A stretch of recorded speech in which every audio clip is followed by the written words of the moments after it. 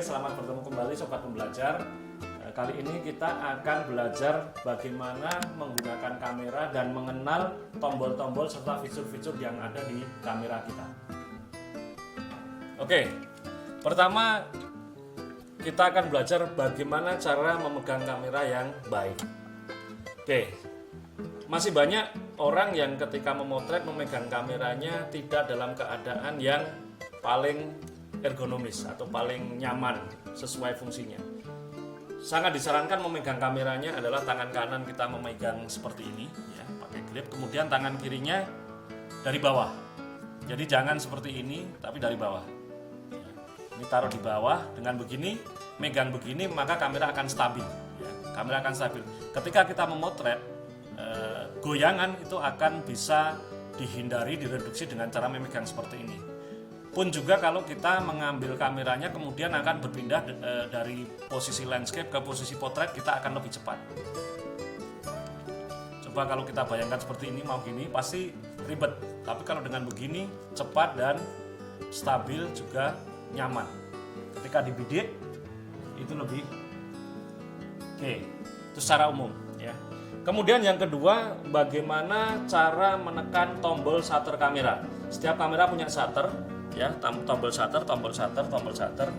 Secara umum adalah memotret itu tidak langsung menekan full tombol shutter. Ada tahapan yang kita namakan focusing. Karena kamera digital rata-rata sudah autofocus. Tombol on off-nya biasanya setiap kamera itu juga berbeda-beda, kita harus kenali ya. Di sini tombolnya di sini. Kemudian ini namanya tombol shutter. Ini ada beberapa mode pemotretan yang nanti akan kita bahas belakangan. Tombol yang paling penting kita harus tahu itu adalah tombol-tombol atau bagaimana mengoperasikan kamera ini, terutama tiga fungsi utama, yaitu kecepatan atau speed, yang kemudian yang kedua adalah aperture atau bukaan lensa, dan yang ketiga adalah ISO, mengatur ISO. Oke ya, di kamera ini kalau kita mau ngubah ISO, ditekan dulu gambar tombol ISO-nya, baru kemudian kita pilih ISO berapa yang akan kita gunakan ya, mau auto atau mau ISO tertentu. Oke, itu tombol ISO. Yang kemudian tombol kecepatan. Tombol kecepatan di tipe kamera DSLR yang ini itu dia pakai namanya common dial ya, atau dial yang utama biasanya. Ini kecepatan. Kecepatan itu biasanya dimunculkan dengan angka 1/125, 1/100, 1/80, semakin cepat dan semakin lambat. Paling tinggi biasanya kamera itu yang bisa mechanical adalah 1/8000 detik, tapi dengan mechanical shutter kecepatan bisa sampai 1/32.000 detik. Mungkin nanti bisa lebih canggih lagi. Paling lambat kecepatan itu bisa sampai, umumnya sampai 30 detik ya. Kalau sudah ini ya, 1/4 detik, setengah detik. Nah ini sudah kurang dari 1 detik ya. Ini paling lambat kamera bisa lakukan adalah 30 detik atau setengah menit. Kalau mau lebih lambat lagi dari itu, namanya pakai bulb, kita harus pakai menu khusus yaitu bulb. Oke, itu tombol kecepatan. Yang ketiga adalah pengaturan aperture atau diafragma. Untuk kamera jenis DSLR seperti ini, kita tinggal menekan ini kayak tanda bintang ini, kita tekan, kemudian kita putar lagi common dial. Nah, ini aperture.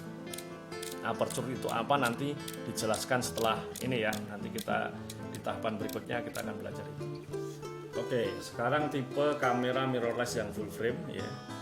Ini tombolnya pada umumnya di bagian sini dekat shutter ya, on off-nya. Kemudian kecepatannya ini di bagian belakang, bukan yang di depan ya, defaultnya, meskipun bisa di customize. Kalau untuk aperture-nya biasanya ada tanda F-nya, itu indikatornya, itu pakai yang depan. Untuk ISO-nya ini ada shortcut, jadi kita tekan dulu forward knob atau ya tombol pengaturan umum lah. Kita tekan shortcut yang ada tulisannya ISO, kita tekan gini, baru kita pilih ISO berapa. Kita pilih ISO tertentu atau ISO auto juga dari sini. Oke, untuk kamera mirrorless APS-C ini kebetulan desainnya mirip dengan kamera SLR analog gitu ya. On off-nya juga di sini. Ya. Kecepatannya di sini. Ya. Ini bisa kecepatannya memakai seperti zaman kamera film ya, mengubah kecepatannya. Kemudian aperture-nya atau bukaan lensanya taruh di lensa. Jadi buka nutupnya taruh di lensa. Untuk ISO-nya sama. Jadi ini semuanya pakai tuas manual. Ya. Jadi nggak perlu buka-buka manual, ini langsung sudah bisa kita pelajari langsung di sini. Oke. Ini sama ya, pengoperasian sama, hanya ukuran sensornya saja lebih besar. Ya. On off di sini, kecepatan di sini untuk yang mirrorless medium format, ISO di sini dan aperture di sini.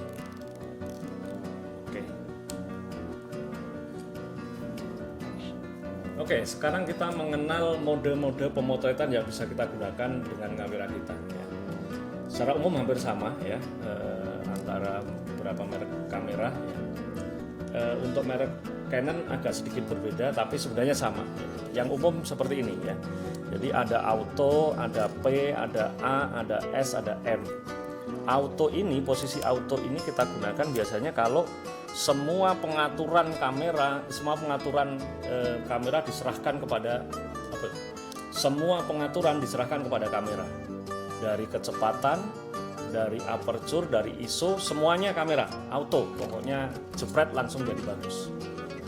Kalau program ya, program ini sama semuanya di kamera. Hanya kalau auto itu biasanya dia memakai kecerdasan tambahan kepunyaan kamera. Kalau program enggak. Kalau program hanya pencahayaannya seperti apa, dia akan ambil sedemikian rupa. Jadi kalau di gelap, pada saat gelap dia tetap akan ngambilnya, mungkin ya tetap lama gitu. Tapi kalau di auto biasanya kalau kameranya ada pop up-nya, dia akan flashnya nyala ya. Misalkan kita coba dengan yang ini untuk auto. Kalau kita coba di auto kalau di sini pakainya ini. Ada pop up flashnya, kita hidupkan. Kalau ruangannya dia merasa kurang terang, biasanya flashnya akan kebuka. Ya, ini karena pakai full auto. Tapi kalau pakai program dia enggak. Dia tetap pencahayaannya adanya seberapa, maka dia akan ambil tanpa cahaya tambahan. Ya. Nah, kemudian kalau posisi M, ini ada posisi M sama, ini juga ada posisi M, artinya manual. Kalau manual, maka kita semua yang mengatur. ISO-nya, kecepatannya, sama aperture-nya, bukaan lensanya kita yang ngatur. Contohnya ya, misalkan kita mau memotret ke arah sana, ya kita lihat indikatornya seperti ini namanya metering, atau exposure pencahayaan, nanti seperti apa akan kita jelaskan di pertemuan berikutnya. Ya. Nah, kita akan mencari pencahayaan yang pas dengan indikator itu. Misalkan ini aperture-nya 5,6 ya. Ini bisa kita ubah-ubah aperture-nya. Paling lebar 5,6, misalkan kita ambil 5,6, ini masih over exposure sedikit. Kecepatannya harus kita ubah. Kalau ke arah plus berarti ini masih over, masih pencahayaannya terlalu banyak, kita turunkan ya. Kita turunkan sampai angka 0. Nah, tercapai di 1/60 dan f5,6. Ini artinya exposure yang tepat. Tapi kita ngatur semuanya pada ISO 400. Oke, itu kalau pakai manual. Nah, ada dua yang belum kita pelajari tadi, A sama S.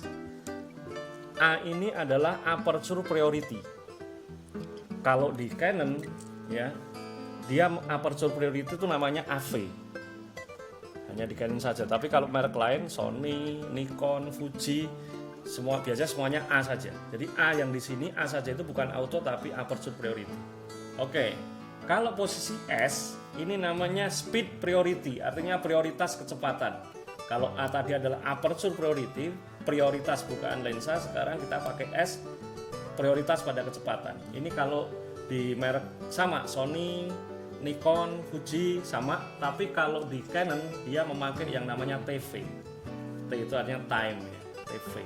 Ini sama dengan fungsi S, artinya kita ngeset atau memprioritaskan kecepatan, sisanya yang menghitung adalah kamera. Artinya posisi A dan posisi S ini adalah posisi yang semi auto. Bisa dijelaskannya selebih mudahnya semi auto. Sebagian kita yang mengatur, sebagian kamera. Oke, itu tombol-tombol yang bisa kita kenali. Nah, penggunaannya mana? Yang paling bagus, yang paling nggak bagus, nggak ada sebenarnya. Tergantung kebutuhan ya.